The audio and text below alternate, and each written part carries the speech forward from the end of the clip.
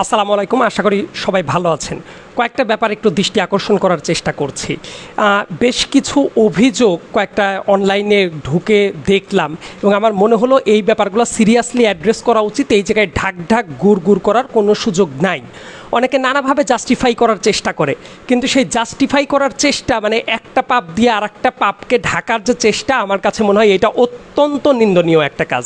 যেমন সবার আগে একটা ব্যাপার, ফোন চেক করার কালচার কোনো অবস্থাতেই, আই রিপিট, কোনো অবস্থাতেই ব্যাক করা উচিত না। যারা এই কাজটা করছে, অনেকে শুধু শুধু কিছু বিবৃতি দিয়ে না, যারা ফোন চেক করছে হয়তো বা করছে, করবে না, এই টাইপ কথা বলা যাবে না। ফোন চেক কেউ কারোটা করতে পারে না, as simple as it is. সে আওয়ামী লীগ হোক, বাম হোক, ডান হোক, হ্যান ত্যান যাই হোক না কেন, এমনকি কট্টর আওয়ামী নেতাও যদি রাস্তা দিয়ে যায়, তার বিচার করার ভিন্ন পদ্ধতি আছে। তার ফোনটা নিয়ে অন্যজন চেক করতে পারে না।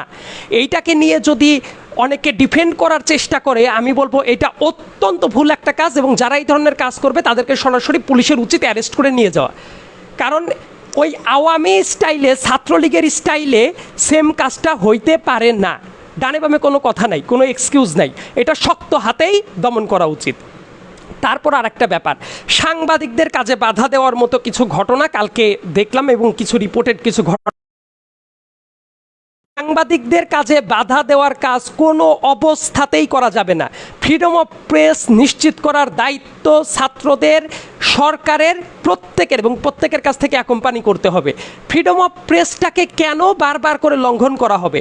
একজন সাংবাদিক ছবি তুলবে, ভিডিও করবে, যার কাছে যে প্রশ্ন করা দরকার সেটা সে করবে।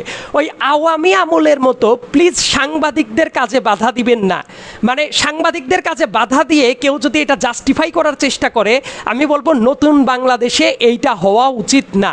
অন্যায় যেটা সেটা অন্যায়, অন্যায়কে মানতে হবে। ছাত্রদের এন্ড থেকে যে বাড়াবাড়ি যদি হয়, সেই বাড়াবাড়িটা অবশ্যই আপনাদের প্রতিরোধ করতে হবে।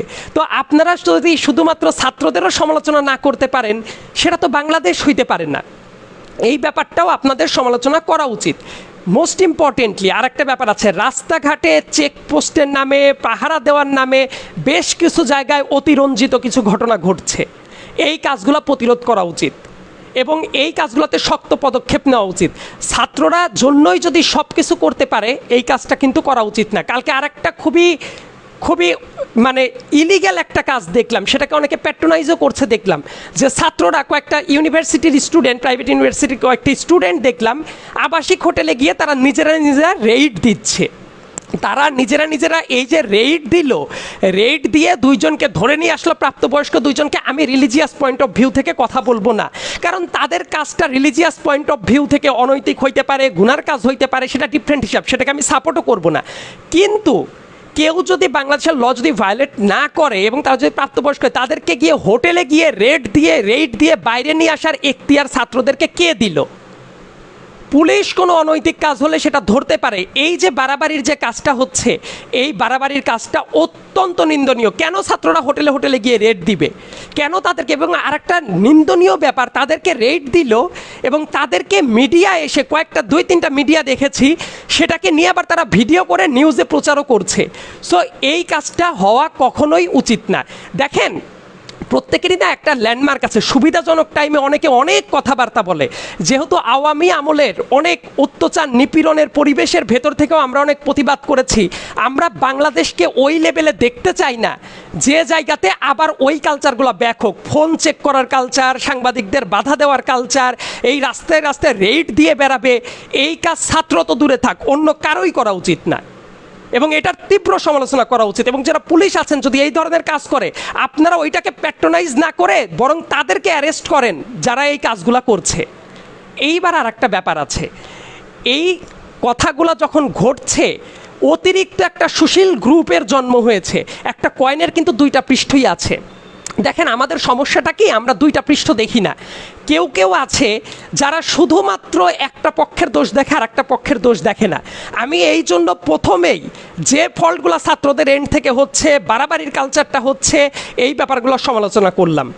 কিন্তু উল্টা আর একটা পৃষ্ঠা আছে, যে জায়গায় অতিরিক্ত সুশীল লীগ, একটা আফসোস লীগের জন্ম হয়েছে, যারা বিগত 16 বছরে এই জিনিস কালচার, যারা লগি বৈঠাকে যারা জাস্টিফাই করেছে, হেফাজতের শাপলা চত্বরে হুজুরদেরকে মেরে ফেলা যারা জায়েজ করেছে, যারা ওই যে হুজুরদের কান ধরে নেওয়াকে জায়েজ করেছে, শুধুমাত্র ঘুষ খাওয়া যাবে না এই কথা বলার কারণে মুয়াজ্জিন ইমামকে যারা একদম উলঙ্গ করে মানে পাড়াতে পিটানোর ব্যবস্থা করেছে, যারা গুম খুম হত্যা ধর্ষণ লুণ্ঠন ব্যাংক চুরি ভোট চুরি এইটার বেনিফিশিয়ারি যারা হয়েছে, তাদেরকে যেভাবে প্যাট্রোনাইজ করেছে, এই জাতীয় অন্যায়কারী একটা গ্রুপ হঠাৎ করেই এতটা সাধু সন্ন্যাসী হয়ে যাচ্ছে। তাদের ব্যাপারটা হইল তারা এসে এইটা কেন হইল, এইটা কেন হইল, এটা বলার অধিকার অবশ্যই সবার আছে, কিন্তু এইটার ভেতরে একটা বড় গোষ্ঠী আছে যারা কিন্তু তারা অন্যায় অবিচার, যারা ডিরেক্ট ফায়ার করেছে স্টুডেন্টদের পর জাস্ট 3 সপ্তাহ আগেই, তাদের ফেসবুকে এইটা ছিল পুলিশ গুলি করছে জায়েজ করছে, হাসিনার যত অপকর্মকে তারা জায়েজ করেছে, তারা এসে এখন হঠাৎ করে পুরোপুরি চেঞ্জ করা অবস্থায় দেখতে চাচ্ছে। এটা তো হইতে পারে না। সো যে ধরনের লুফল আছে স্টুডেন্টদের পক্ষ থেকে এবং প্রত্যেকটা জায়গায়, এটা খুব কড়াভাবে যেমন সচেতন করা দরকার, প্রতিরোধ করা দরকার, কারণ একজন মানুষকে হিউমিলিয়েট করাটা উচিত না। আমার যদি একান্তই ব্যক্তিগত অভিমতের কথা বলেন, এমনকি আওয়ামী আমলের যেসব কুলাঙ্গার নেতারা যারা আছে তাদেরও যেভাবে বিচার করা হচ্ছে, আমি চাই সেটা ফেয়ার ট্রায়াল হোক। যদি রিমান্ডে নেওয়ার দরকার না হয় 10 দিনের, কেন আপনি রিমান্ডে দিবেন? আমার কথা, ন্যায় বিচার নিশ্চিত করার জন্য যা করা দরকার সেটা করা উচিত, কিন্তু আগে যেভাবে চলেছে প্লিজ ওইটা রিপিট করতে যায়েন না। অনেকে দেখলাম পপুলার একটা দাবি করছে, যারা যারা আয়নাঘর বানাইছে তাদেরকেও আয়না ঘরেই নেওয়া উচিত। দুঃখিত, আমি এই মতের সাথে একমত না। একটা ফুল স্টপ তো থাকা দরকার। আপনি যদি ঘৃণার কালচারটাকে ঘৃণা দিয়েই জাস্টিফাই করেন, তাইলে আসলে পজিটিভ কোনো বাংলাদেশ আসবে না। এই কথাটা না আবার অনেকে স্বীকার করতে চান না। আপনি ঘৃণাটাকে যদি রিপ্লেস করতে হয়, একটা জায়গায় ফুল স্টপ দিতে হয়। আমি চাই যত আওয়ামী নেতাকর্মী আছে তাদের ফেয়ার ট্রায়াল হোক, সেই ট্রায়ালের বাইরে গিয়েও ডিম মারার দরকার নাই, তাদেরকে অযথা রিমান্ডেও নেওয়ার দরকার নাই, প্রপার জাস্টিফিকেশন দিয়ে তাদের রিমান্ডে। বাংলাদেশে যত নিপীড়নমূলক কালচার আছে, ফোন রেকর্ড ফাঁস করা, বাংলাদেশে যত নিপীড়নমূলক কালচার ছিল, আয়না ঘরে নেওয়া, জুলুম করা, এই কাজগুলো বন্ধ হওয়া উচিত। সেটা সবার জন্যই। এই বাংলাদেশ আমরা গড়ে তুলতে চাই, এবং এটা ডানে বামে কেউ কোনো কথা বলবেন না প্লিজ। আর একটা ব্যাপার হলো, ওই যে আফসোস লীগ যারা আছে, এই আফসোস লীগের একটা বড় জায়গাটা হলো, কালকে এক আওয়ামী লীগের নেতা দেখলাম যে ওই যে জামা কাপড় খুলে চাকে রিক্সায় তোলা হয়েছে। আমি ব্যক্তিগতভাবে এটা এন্ডোর্স করি না, কিন্তু যারা শুধুমাত্র এইটাকে পুঁজি করেই কথা বলছেন, তাদেরও একটা জিনিস জানা দরকার, সে একটা খাঁটি কুলাঙ্গারের বাচ্চা। তার নামে অসংখ্য মামলা আছে, সে মদুয়ার বিজনেস করে, সেও অসংখ্য মানুষকে নিপীড়ন করেছে, এবং সে শেরপুর আওয়ামী লীগের যা যা অপকর্ম আছে সে ডিরেক্ট এটা এন্ডোর্স করা মানুষ, তার হাতেও রক্তের দাগ লেগে আছে। আবার জাহাঙ্গীরনগর বিশ্ববিদ্যালয়ে যারা রেপের কালচার গড়ে তুলেছিল, এমন লোক আছে দাড়ি টুপি নিয়ে কালকে দাঁড়ায় গেছে, মানে অসংখ্য রেপের তার অভিযোগের লোক। সে যত অপকর্ম আছে তারা করেছে। এই কাজগুলা করতে করতেই তারা আবার কি করছে, তারা আবার খুব ভালো মানসিকতা দেখাইতে আসছে। দেখেন রাস্তাঘাটে যে পলিটিক্যাল লোকজন আবার নেমেছে, এটার একটা কারণ কি, উস্কানি। মাত্র 10 দিন আগে ক্ষমতা ছাড়া একটা গণশত্রু একটা দল, যাদের হাতে রক্তের দাগ লেগে আছে, তারা কি করেছে, তারা রাস্তায় এসে আবার উস্কানি দিচ্ছে মানুষকে। দেয় নাই? সজীব ওয়াজেদ জয় থেকে শুরু করে, গোপালগঞ্জের কয়েকজন আওয়ামী লীগের নেতা থেকে শুরু করে বিভিন্ন জায়গা থেকে তারা রাস্তায় নামে নাই। 10 দিনের ভেতরে ছাত্রলীগের ব্যানারে, আওয়ামী লীগের ব্যানারে মিছিল করছে যে রাস্তায় করবে। পটুয়াখালীতে এই মিছিল হয়েছে, বরগুনায় এই মিছিল হয়েছে। এই কথাগুলাও কিন্তু সত্য। যারা যারা অতিরিক্ত সুশীলপনা করছেন, এই কথাটা কেন আপনারা বের করেন না? আচ্ছা, রাজিয়া সুলতানা মনির একটা কমেন্ট দেখলাম, আপনি ঘরের কোণা থেকে বের হবেন কবে? আপনি বোধহয় জানেন না যে আমি কোথায় কি করি। যারা রাস্তায় আছে তারা খুব ভালো মতোই জানে, এবং সেটা শুধু এই আন্দোলন না, আমি 2017 সাল থেকে কি পরিমাণ অ্যাক্টিভ সেটা আপনার বোধহয় জানার কথা না। আপনাদের মতো কিছু কুলাঙ্গার আছেন, আফসোস লীগ আছেন, সম্ভবত হাসিনার প্রশংসা করতে পারছেন না, এই জায়গায় এসে কথা বলছেন। কিন্তু সায়েদ আবদুল্লাহ ওই মানুষ না। রাস্তায় দাঁড়িয়ে কত কিছু আমার করতে হয়েছে, যারা জানে তারা জানে, আমি সব কিছু সামনে এনে প্রচার করি না। অলরাইট, তো আর একটা গুরুত্বপূর্ণ ব্যাপার যেটা বলছি, যে আপনারা কি জানেন গতকাল ছাত্রলীগ 3 জন ছাত্র সমন্বয়কে পিটাইছে মির্জাপুর টাঙ্গাইলে, দেখবেন প্রত্যেকটা জায়গায় রিপোর্টেড আছে। এই ছাত্রলীগ 10 দিনের ভেতরে সাধারণ মানুষকে পেটানোর সাহস কিভাবে পাইল? ওই সুশীল যারা আছেন এই প্রশ্ন করেছেন। যাত্রাবাড়ির দিকে যদি তাকান, যাত্রাবাড়িতে মেরে ফেলা হয়েছে। এই স্টুডেন্ট যারা ছিল তারা আবার রাস্তায় করছে, আওয়ামী লীগের কাউন্সিলর তাদেরকে হুমকে দিয়েছে যে দেখে নিব, অ্যান্ড আলটিমেটলি সেই ছেলেটাকে গণপিটুনি দিয়ে মেরে ফেলার ব্যবস্থা করা হয়েছে যাত্রাবাড়িতে। এটা কিন্তু এই যে 5 তারিখের বহু পরের ঘটনা। এই কাজগুলো যে হচ্ছে তার মানে ওরাও কিন্তু বিভিন্নভাবে চক্রান্তটাকে জারি রেখেছে।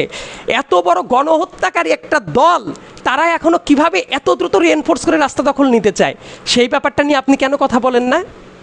ছাত্রদেরও ভুল, অসংখ্য ভুল হচ্ছে, সেটা সমালোচনা করা উচিত। আবার একই সাথে এই গণহত্যার রক্ত যাদের হাতে লেগে আছে তারা আবার এত দ্রুত সুশীল হয়ে যাচ্ছে, এই ব্যাপারটাও কিন্তু প্রোটেক্ট করাটা জরুরি। এবং দেখবেন আওয়ামী লীগ আমলের দুনিয়ার বেনিফিশিয়ারি যত অপকর্ম হয়েছে সব জাস্টিফাই করা মানুষ, যে ছাত্রদেরকে ব্লক রেট দিয়ে দিয়ে রাতের বেলা ধরে নিয়ে গেছে, যায় নাই, সেগুলাকে জাস্টিফাই করেছে। পুলিশ ডিরেক্ট গুলি করেছে, আর্মি গুলি করেছে, বিজেপি গুলি করেছে, সেগুলাকে প্যাট্রোনাইজ করেছে।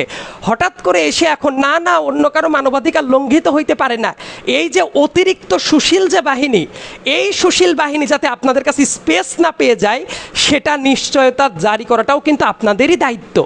আমরা একই সাথে চাই ছাত্ররা যাতে বাড়াবাড়ি না করুক, এইটাও শক্ত হাতে দমন করা হোক। আবার যাদের হাতে রক্তের দাগ লেগে আছে এরা যাতে এই সুযোগটা নিয়ে অতিরিক্ত সুশীলপনা না করতে পারে, এইটাও চেক অ্যান্ড ব্যালেন্সে রাখার দরকার আছে। এই তো এই দুইটা ব্যাপারটা আমার বলার দরকার ছিল। Thank you so very much. আসসালামু আলাইকুম।